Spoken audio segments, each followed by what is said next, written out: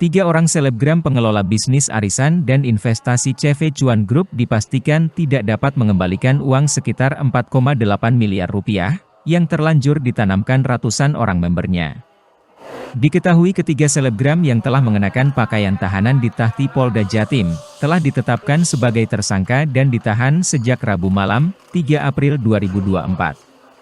Mereka adalah Alexa Dewi, 29 tahun, warga Jombang, bertindak sebagai Direktur Utama CV Cuan Group.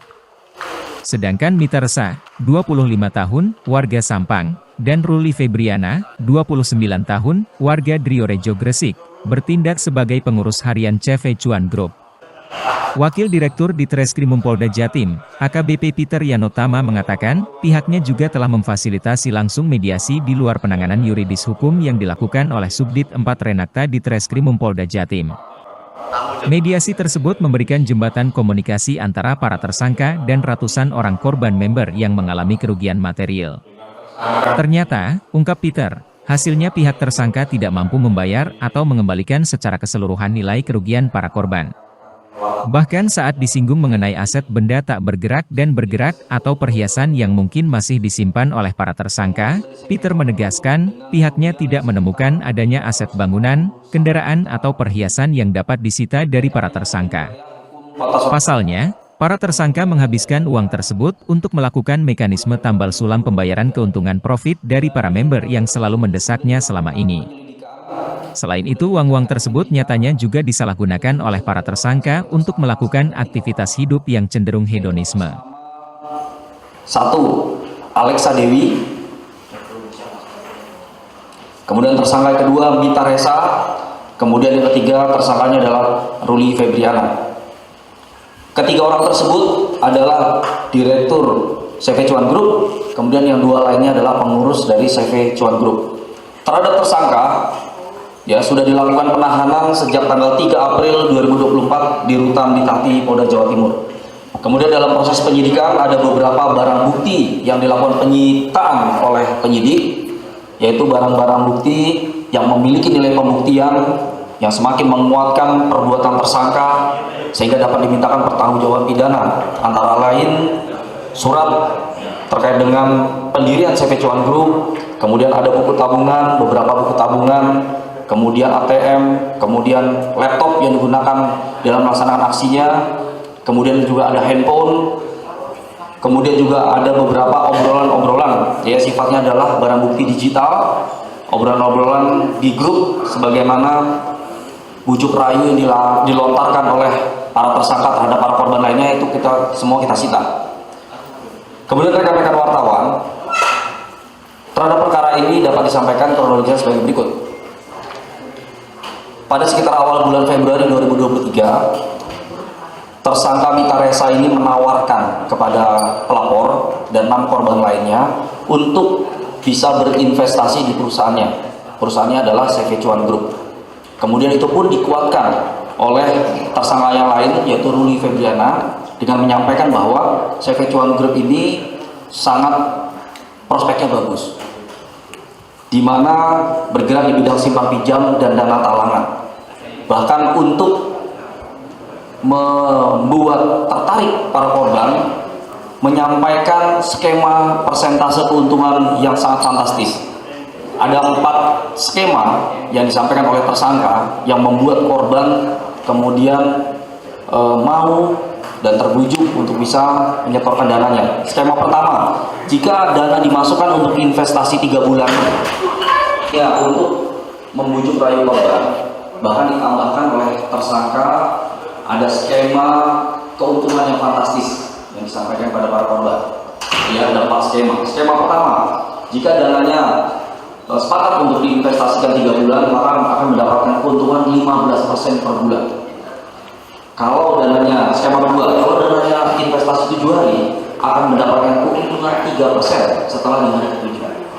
Kalau dananya, skema ketiga, kalau dananya investasi 10 hari, maka akan mendapatkan keuntungan 6% di hari ke-10. Dan skema keempat, apabila dananya diinvestasikan 1 bulan, maka akan mendapatkan keuntungan 17%.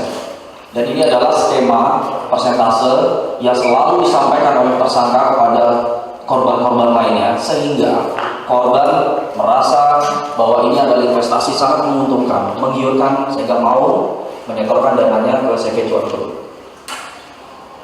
Atas hal tersebut tentu korban tertarik dan sepakat untuk menginvestasikan hingga total dari LP yang kami sampaikan tadi di awal ada sebesar 150 juta uang yang kemudian ditransferkan oleh korban lapor bersama 6 korban lainnya ke rekening CV Cuan Group. Dan kemudian uang tersebut beserta keuntungan sampai dengan sekarang tidak pernah dikembalikan baik modal maupun memberikan keuntungan oleh ketiga pengurus dari CV Cuan Group tersebut.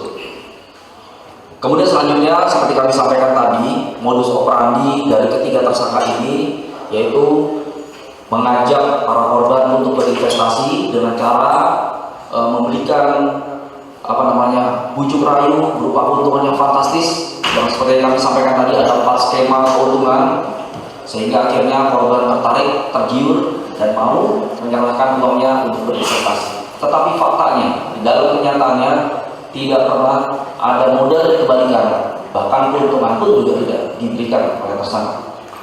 Atas perbuatan tersangka tersebut, maka penyidik menjerat perbuatan tersangka dengan perbuatan melakukan, menyuruh melakukan, dan turut serta melakukan perbuatan tindak pidana penipuan atau penggelapan sebagaimana dimaksud dalam pasal 378 dan atau 372 KUHP junto pasal 55 KUHP dengan ancaman hukuman penjara paling lama 4 tahun.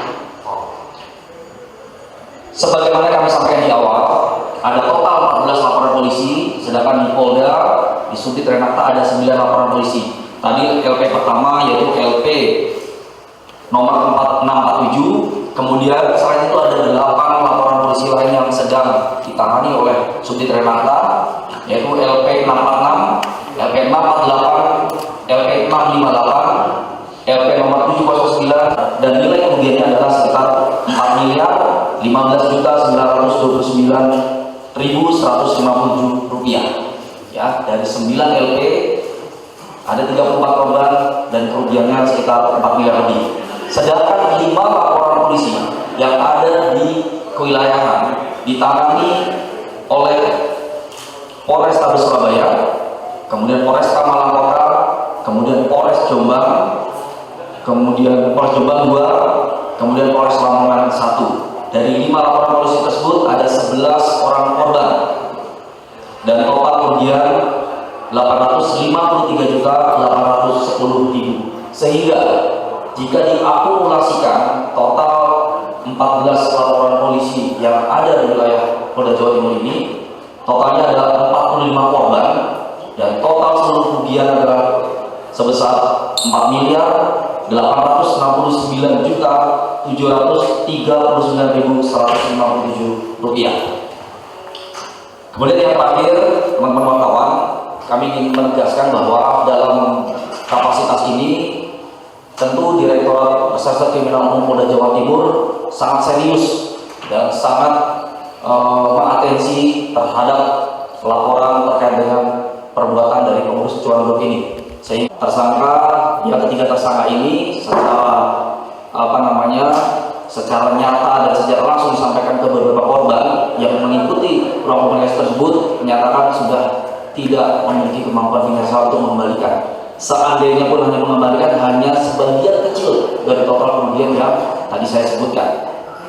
Sehingga itulah langkah-langkah yang sudah dikerjakan oleh penyidik Subdit Renakta di Treskrim Polda Jatim, yang ini adalah keseriusan, ketegasan, dan komitmen yang kuat bagi penyidik untuk bisa menyelesaikan perkara ini. Mungkin itu rekan-rekan sekalian yang dapat disampaikan. Silakan jika ada yang mau ditanyakan.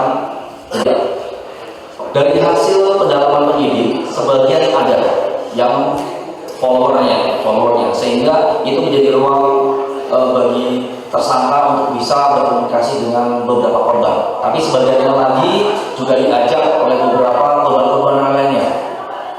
Ya, ada yang follower, ada yang kemudian diajak, tetapi secara umum setelah kemudian berinteraksi dengan 3 tersangka, maka bujuk rayu dan modus operandi yang saya sampaikan tadi di awal itulah yang kemudian selalu disampaikan oleh tersangka kepada korban